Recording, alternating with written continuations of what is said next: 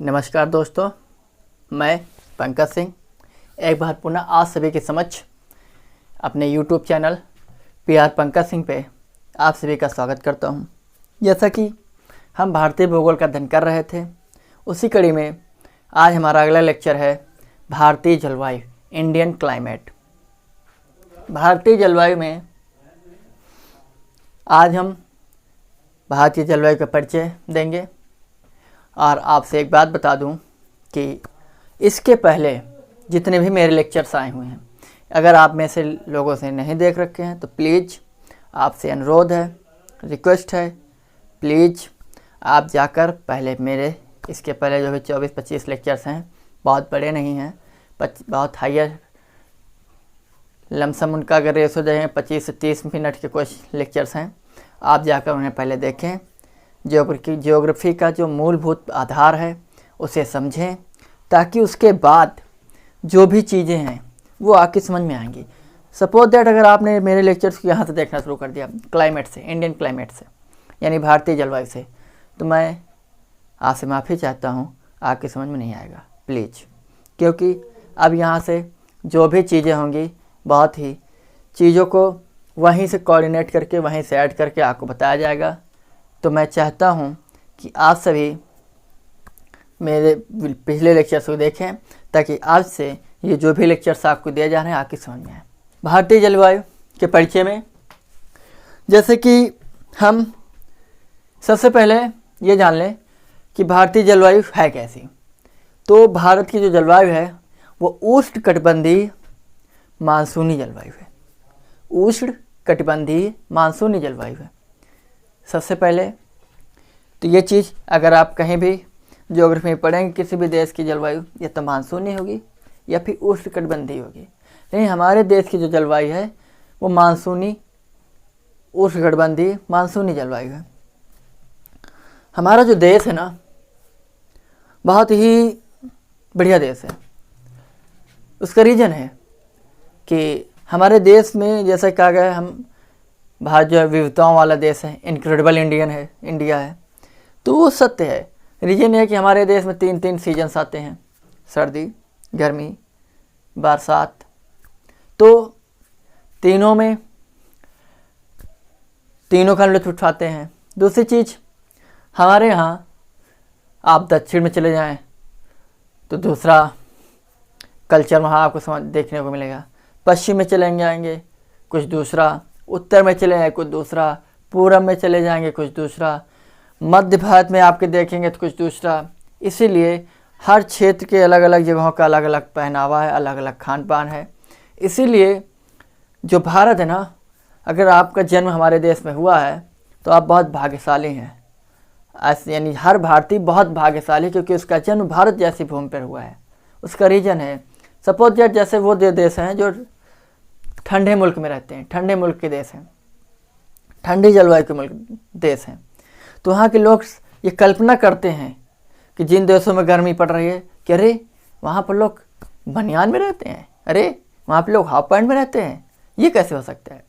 जो लोग गर्मी के सीजन में रहते हैं, गर्मी जलवायु जहाँ पर पाई जाती है, वहाँ के लोग सोचते रहे लोग ऐसे भी हैं जो गर्म कपड़े पहनते हैं और कई सारे कपड़े एक के ऊपर एक पहनते हैं, ये कैसे हो सकता है। दूसरी चीज़, वो लोग जो बारिश के माहौल में रहते हैं, बरसात वाले, कह रहे साफ सुथरे देश ऐसे होते हैं, कीचड़ नहीं होता है, ये होता है, ठंड के मुल्क में ऐसे लोग रहते हैं। तो मतलब तरह बेतरह की बातें हैं, और हमें तीनों सीजन का लुत्फ मिलता है, तीनों सीजन का हम मज़ा लेते हैं। तो चलिए देखते हैं भारत की जलवायु कैसी है। तो भारत की जो जलवायु है वह उष्णकटिबंधीय मानसूनी जलवायु है। चलिए पहले जो आप हेडिंग देख रहे हैं उसके समतुल्य हम पढ़ाते हैं, उसके बाद हम आपका विधिवत लेक्चर्स को समझाने की कोशिश करेंगे। जैसे कि भारतीय जलवायु, हमारा टॉपिक है आज का भारतीय जलवायु अर्थात इंडियन क्लाइमेट। चलिए, पहली चीज़ तो जलवायु क्या होता है। किसी स्थान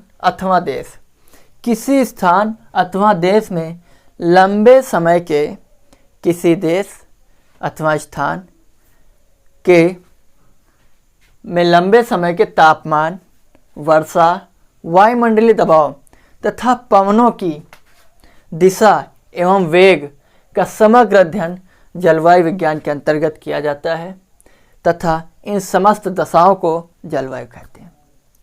फिर से एक बार पढ़ दूँ।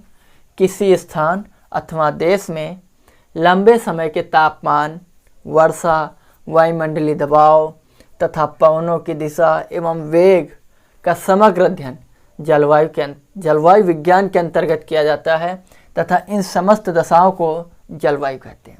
चलिए, जलवायु और मौसम, यहाँ पर आपको दो शब्द मिलेंगे। मौसम जो है एक क्षणिक क्रिया होती है। इसके अंतर्गत क्षणिक क्रिया होती है, जबकि जलवायु जो है एक लंबी प्रक्रिया होती है। मौसम में कहो आपका एक ही दिन में मौसम बदल जाए, जैसे कि आप देखते हैं गर्मी के सीजन में आप देखिए दिन से सुबह से लेकर दोपहर तक ज़बरदस्त गर्मी रहती है। दोपहर के बाद कहो देखो तो अच्छी खासी बारिश हो जाए, बारिश के बाद अच्छी खासी ठंडी शुरू हो जाती है। यह है मौसम।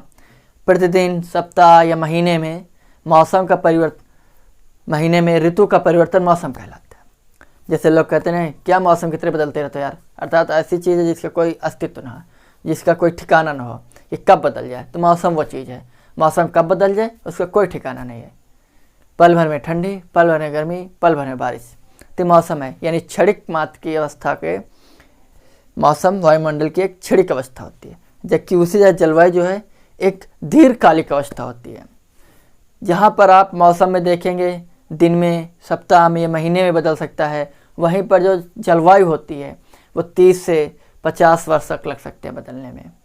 तो इसीलिए कहते हैं कि उस वहाँ की जलवायु सही नहीं है। वहाँ मतलब मौसम नहीं कहते कभी मौसम से, मौसम कभी बदल सकता है, लेकिन जलवायु लंबे अंतराल की क्रिया होती है। तो इसलिए यह है जलवायु और मौसम। उम्मीद करते आगे समझ में आया होगा कि जलवायु जो है दीर्घकालिक अवस्था की क्रिया होती है। लगभग 30 से 50 साल के अंतराल में परिवर्तन आता है, धीरे धीरे परिवर्तन, क्रमिक परिवर्तन आता है। लेकिन मौसम अचानक परिवर्तन आता है, एक क्षणिक अवस्था होती है मौसम की। वायुमंडल की एक क्षणिक अवस्था जो है वो मौसम कहलाती है। चलिए, मौसम शब्द जो है, मौसम शब्द की उत्पत्ति अरबी भाषा के मौसिम शब्द से हुई है।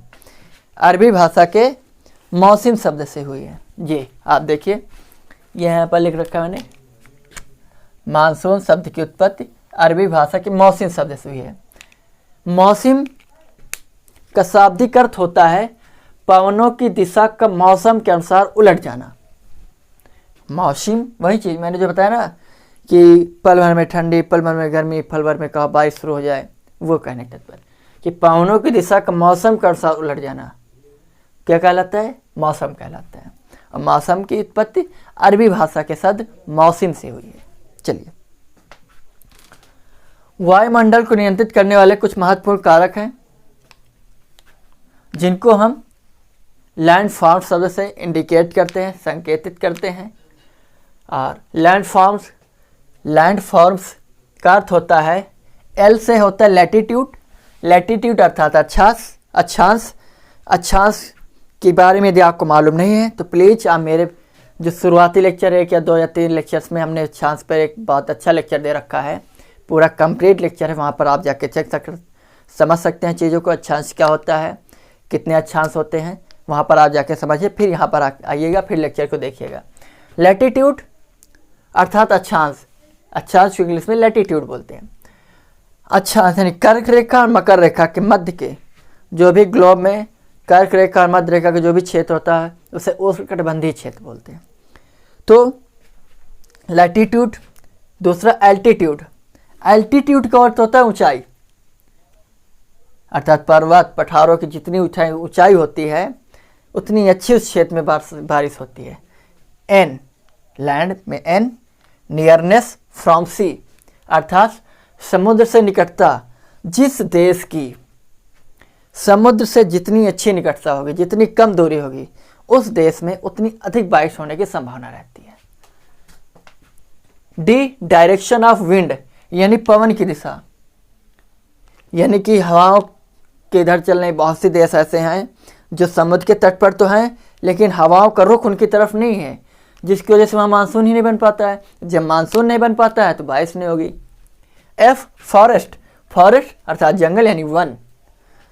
कहते नहीं पेड़ लगाइए, पेड़ लगाने से क्या होता है, मानसून बनता है। मानसून जब बनेगा तभी तो बारिश होगी। तो ये क्या है, कारक है। अगला ओशियन करेंट्स यानी समुद्री जलधाराएं। समुद्री जलधाराओं पे आगे लेक्चर्स आपको मिलेंगे, क्या होता है वहाँ पर मैं आपको समझाऊंगा। आर यानी रेनफॉल यानी वर्षा, रेनफॉल यानी बारिश का होना। एम यानी माउंटेन, पर्वत और पठार। बहुत से ऐसे देश हैं जो समुद्र के तट पर तो हैं, उनके तटों पर बहुत अच्छा मानसून बनकर तैयार होता है, लेकिन वहाँ बारिश नहीं हो पाती। रीजन क्योंकि उन देशों में पहाड़ या पर्वत नहीं पाए जाते हैं। अब बारिश होने के लिए मानसून यानी जो बादल हैं उन्हें टकराने के लिए पर्वत और पठार चाहिए, तब बारिश होती है। अन्यथा उस देश के ऊपर से तो निकल जाएंगे, लेकिन वो बादल वो मानसून वहाँ पर बारिश नहीं कर पाएंगे। अगला एश यानी सॉइल, मिट्टी। बिल्कुल सही।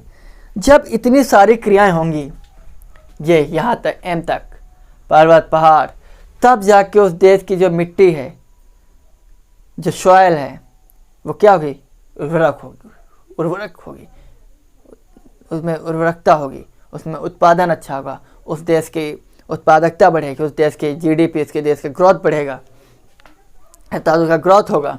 सॉइल यानी मिट्टी बेकार होती बिना बारिश के, तो इसलिए बारिश होने के लिए ये सारी चीज़ों को होना जरूरी है। जब बारिश हो जाएगी तो इसका मतलब ये सारी चीज़ें हैं। उसके बाद मिट्टी तो अपने आप एक उर्वरक मिट्टी के रूप में ले लेंगी। तो ये है भारतीय जलवायु। अब पहले तो आप इसका स्क्रीनशॉट ले लें एक, और जो भी चीज़ें मैंने बताई हैं उनको आप नोट डाउन करते रहें। तो उम्मीद करते हैं, चलिए एक स्क्रीनशॉट ले लेते हैं, चुप रहता हूँ। अभी मैंने आपको बताया कि भारत की जलवायु उष्णकटिबंधीय मानसूनी है।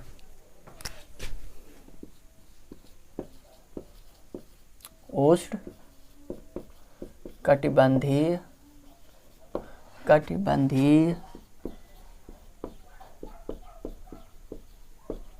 मानसूनी है। भारत की जलवायु उष्णकटिबंधीय मानसूनी है। मानसून शब्द कहाँ से आया, अरब भाषा के मौसम से आया है। ठीक, चलिए। कटिबंधीय अलग चीज है, मानसून अलग चीज है। तो सबसे पहले हम समझते हैं कटिबंध क्या है, यानी कटिबंधीय उष्णकटिबंधीय क्या है। चलिए देखते हैं। तो इसके पहले सबसे पहले हम ग्लोब बनाते हैं ताकि चीज़ें आपकी समझ में विधिवत आ सकें। ये है हमारा ग्लोब। ग्लोब के मध्य से रेखा निकलती है जो इस ग्लोब को दो बराबर भागों में डिवाइड कर देती है, यानी विभक्त कर देती है। इस रेखा को 0 डिग्री अक्षांश रेखा बोलते हैं। इसके उत्तर में आप जाएंगे तो एक रेखा मिलेगी आपको जो 25 डिग्री अक्षांश पे होगी, जिसको हम कर्क के नाम से जानते हैं। कर्क, यह है विषुवत। विषुवत को हम भूमध्य रेखा या इंग्लिश में इक्वेटर के नाम से जानते हैं। एक रेखा आप दक्षिण की ओर आएंगे, वो भी 25 डिग्री अक्षांश पे होगी, उसे हम मकर कहेंगे। क्लियर? चलिए, कर्क और मकर अक्षांश रेखाओं के मध्य के क्षेत्र को, इस क्षेत्र को, ये जो क्षेत्र है ये, इसको हम उष्णकटिबंधीय क्षेत्र बोलते हैं। कर्क यानी 25 डिग्री उत्तरी अक्षांश, 25 डिग्री दक्षिणी अक्षांश के मध्य का जो भी क्षेत्र होता है उसे हम उष्णकटिबंधीय क्षेत्र बोलते हैं। चलिए, ये हुआ। भारत की जो स्थिति है ग्लोब में वो है उत्तरी एवं पूर्वी गोलार्ध में स्थित है। उत्तरी, तो हम यहाँ पर एक ग्लोब भारत का मैप नक्शा बना रहे हैं इस पे, ताकि चीज़ें जो हैं वो विधिवत आके समझ में आ सके।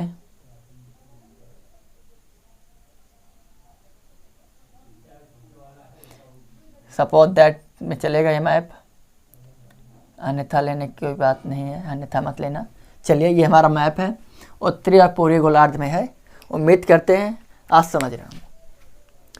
अगर आप देखें तो ये जो हिस्सा है भारत का, ये कर्क रेखा के नीचे का क्षेत्र तो उष्णकटिबंधीय क्षेत्र में आ रहा है, क्लियर। लेकिन इसके कर्क रेखा के उत्तर में ऊपरी क्षेत्र, उत्तर का जो भी क्षेत्र है यानी उत्तरी भाग, इसको आप दक्षिण भाग मान लें, कर्क रेखा की तरह, इसके ऊपर में इसको आप उत्तरी भाग मान लें। तो उत्तर भारत का जो क्षेत्र है आप देखिए वो उष्णकटिबंधीय क्षेत्र से ऊपर है, वो उष्णकटिबंधीय क्षेत्र के अंतर्गत नहीं आता है, लेकिन फिर भी भारत की जलवायु कैसी है, उष्णकटिबंधीय है। तो क्यों है, आइए हम समझते हैं। यहाँ पर आपको मैंने पढ़ाया था हिमालय पर्वत।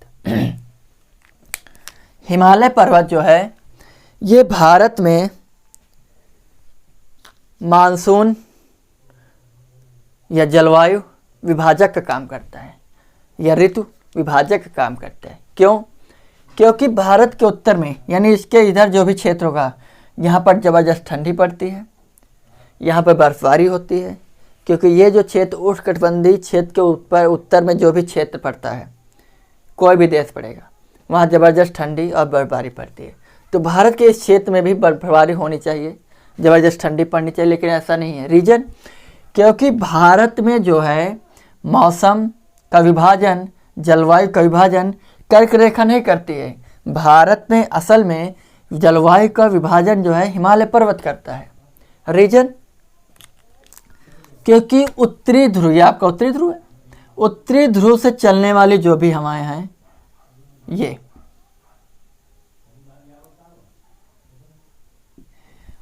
यानी भारत के या ग्लोब के जो उत्तरी ध्रुव हैं, उत्तरी ध्रुव पर रहने वाले जो भी देश हैं, वहाँ पर लमसम धरातल से 12 किलोमीटर ऊंचाई पर शीत लहर चलती है, यानी ठंडी हवाएं चलती, और वो हमारे पश्चिम से पूर्व की ओर चलती रहती हैं।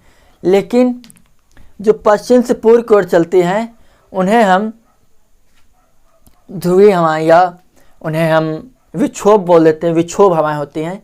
लेकिन शीत ऋतु में जो हवाएं हैं वो उत्तरी गोलार्ध से दक्षिणी गोलार्ध की ओर प्रवाहित होने लगती है, ऐसे यू उत्तरी प्रवाह से ये ऐसे।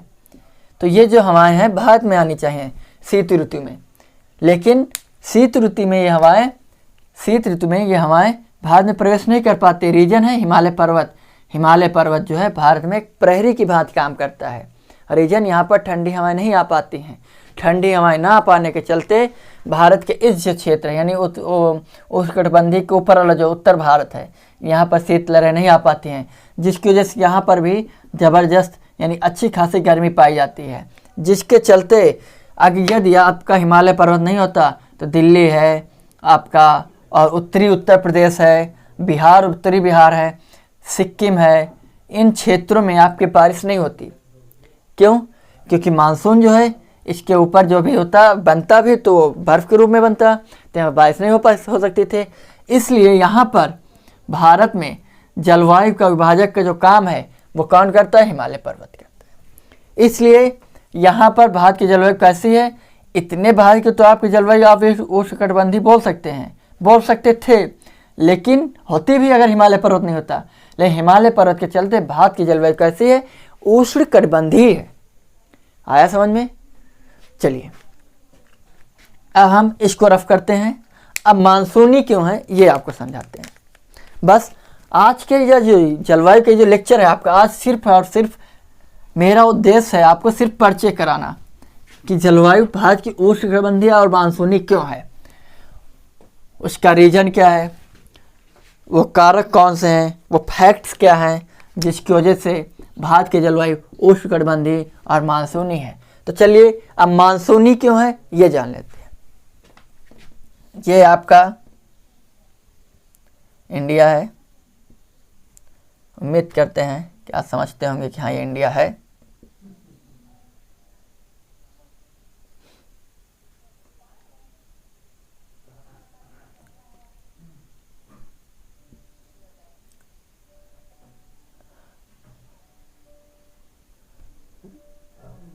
यदि यहाँ पर मैप सही ना बने तो किसी प्रकार से इसे अन्यथा मत लेना। सपोज दैट में चला लेना मैप आज कि मेरी क्लास का, क्योंकि ये मैप आपके सामने ही बनाकर समझाया जा सकते थे। ये क्लास जो है आपकी ये है हमारा मैप। थोड़ा सही कर दूं क्योंकि लगता है इसको डेंगू टाइप हो गया है। कोरोना तो चल ही रहा है और डेंगू भी हो जाएगा तो महामारी, विशाल महामारी का रूप ले लेगी। अभी तो महामारी है।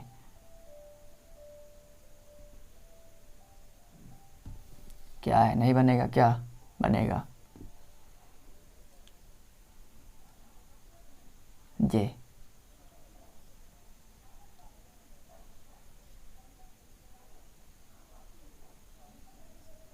ये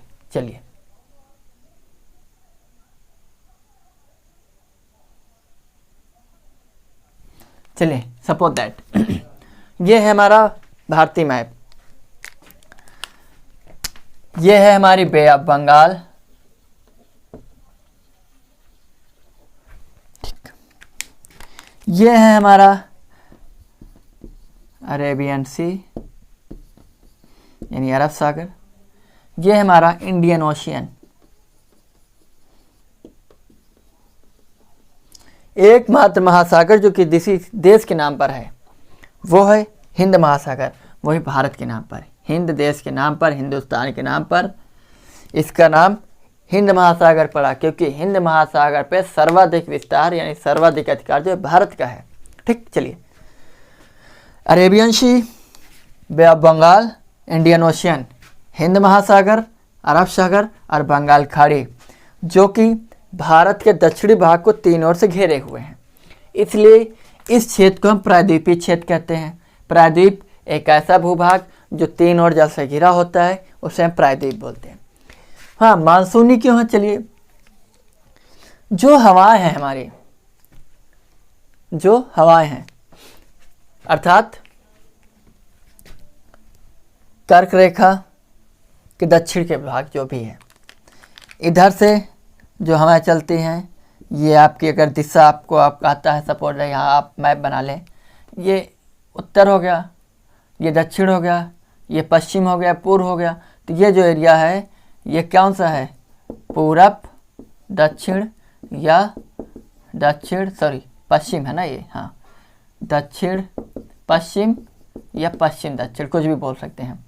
दक्षिण पश्चिम, पश्चिम दक्षिण। मानसूनी हवाएं, मानसूनी क्यों है समझिए।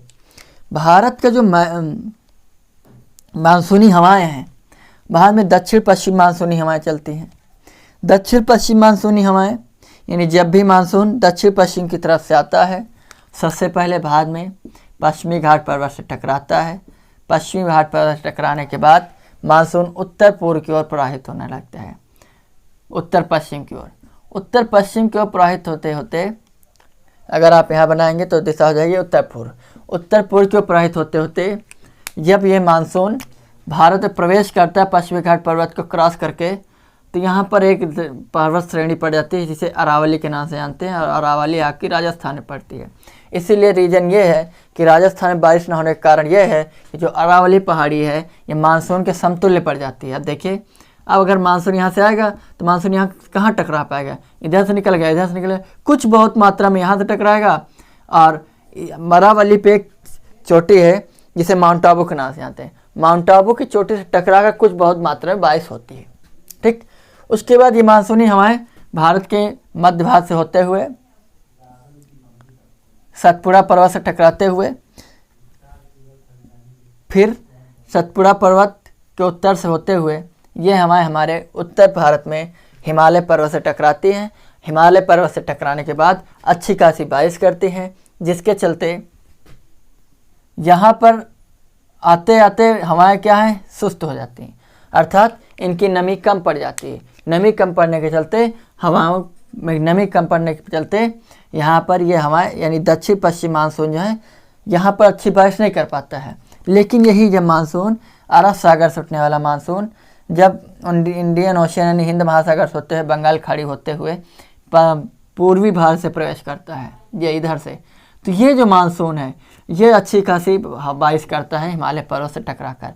हिमालय पर्वत से टकराकर जब ये अरब सागर उठने वाली हवाएं जब यहाँ पर पहुँचती हैं तो इन हवाओं के माध्यम से भारत के कोलकाता यानी पश्चिम बंगाल, बिहार, कोलकाता, छत्तीसगढ़, बिहार और उत्तर प्रदेश और दिल्ली में अच्छी खासी बारिश होती है हिमालय पर्वत से टकराकर। और हिमालय पर्वत से टकराने के बाद ये जो क्षेत्र है आपका तराई का क्षेत्र, यहाँ पर ज़बरदस्त बारिश होती है हिमालय की शिवालिक श्रेणी से टकराकर। इसलिए भारत में आप देखिए दो तरीके से बारिश हो रही है। पहला तो उष्णकटिबंधीय है, ज़बरदस्त गर्मी पड़ रही है। दूसरा हिमालय पर्वत की वजह से ये है। और दूसरा ये है कि कुछ हवाएं जो हैं, जब हवाएं शीत ऋतु में हवाएं उत्तरी ध्रुव से दक्षिणी ध्रुव की ओर प्रवाहित होने लगती हैं, तो ये हवाएं भारत में प्रवेश नहीं कर पाती। लेकिन हिमालय में क्या आपका जो है कुछ दर्रे हैं, जो घाटियाँ, उनके माध्यम से ये हवाएं भारत में प्रवेश करते हैं, उत्तर पूर्वी भारत में प्रवेश करती हैं। जैसे दिहंगार्ज हो गया और कुछ एक आधे दर्रे बहुत सारे हैं, उनसे होते हुए जो हवाएं ये भारत में प्रवेश करती हैं। लेकिन शीत ऋतु की जो हवाएं हैं वो नमी युक्त नहीं रहती हैं। नमी युक्त ना होने के चलते भारत के पूर्वोत्तर भाग में बारिश नहीं कर पाती हैं। रीजन क्योंकि इन पे नमी नहीं है। तो इस बारिश से यहाँ पर इन हवाओं से, यानी ये किधर से उत्तर पूर्व से आ रही हैं, तो उत्तर पूर्व से आने वाली हवाओं से पूर्वोत्तर भारत में बारिश नहीं होती। लेकिन जब ये हवाएं बंगाल खाड़ी होते हुए चलती हैं तो यहाँ पर अच्छी खासी गर्मी होने के चलते इन हवाओं को ज़बरदस्त अच्छी तरीके से नमी मिल जाती है। वाष्पीकरण क्या होती रहती है, जिसके चलते इन हवाओं को अच्छी खासी बारिश में नमी मिल जाती है। नमी मिलने के चलने से ये हवाएं जब तमिलनाडु के कोरोमंडल तट पर आकर टकराती हैं तो आप देखिए अक्सर न्यूज़ में सुनते ही रहते होंगे, न्यूज़पेपर पढ़ते रहते हैं कि शीत ऋतु में तमिलनाडु के कोरोमंडल तट पे तमिलनाडु में अच्छी खासी बारिश हो रही है, बाढ़ आ गई है। उसका रीज़न है कि शीत ऋतु में चलने वाली मानसूनी हवाएं। समझ गए? तो उम्मीद करते हैं जो हमारा उद्देश्य था, यानी भारतीय जलवायु को समझाने का, यानी भारत की जलवायु कैसी है, उष्णकटिबंधीय मानसूनी है। उष्णकटिबंधीय क्यों है ये मैंने आपको बता दिया है। मानसूनी क्यों है ये मैंने बता दिया है। मानसूनी हवाएं जो हैं दो प्रकार से होंगी आपकी, एक दक्षिण पश्चिम मानसूनी, एक उत्तर पूर्व मानसूनी हवाएं। वो दक्षिण पश्चिम मानसूनी हवाओं से भारत में अच्छी खासी बारिश हो रही है, और उत्तर पूर्व हवाएं जब भी भारत में प्रवेश करेंगी तो उत्तर पूर्वी हवाएं जो है भारत के कोरोमंडल तट पर, और दक्षिण पश्चिम हवाएं जो हैं भारत के सबसे ज़्यादा वर्षा आपकी है मालाबार में करती हैं। लेकिन ये जो हमारे दक्षिण पश्चिम मानसून यानी अरब सागर उठने वाली हवाएं ही भारत के, यानी दुनिया में सर्वाधिक वर्षा जो होती है भारत के मेघालय राज्य में, मेघालय के शिलांग के पठार पे स्थित है एक मासिनराम में, शिलांग में पड़ता है मासिनराम में सर्वाधिक वर्षा होती है, जो कि दुनिया में सर्वाधिक बारिश होने वाला स्थान है, वो है भारत में मासिनराम। तो ये है आपका आज का लेक्चर, जलवायु, मानसून, जिसके नाम से जानते हैं। तो उम्मीद करते हैं आज के लेक्चर आपको विद्वत समझ में आया होगा। यदि आपको इस लेक्चर को समझना है तो इसके पहले के जो भी लेक्चर आपको प्रोवाइड किए जा चुके हैं हमारे चैनल पे PR पंकज सिंह पे, आप वहां जाकर देख सकते हैं, तभी ये चीज़ें आपको समझ में आएंगी। ठीक है, तो आज के लिए अपने लेक्चर के यहीं विराम कर देते हैं और उम्मीद करते हैं आप सभी स्वस्थ होंगे, मस्त होंगे। तो आज के लिए आप सभी का बहुत बहुत धन्यवाद। Thank you. जय हिंद, जय भारत।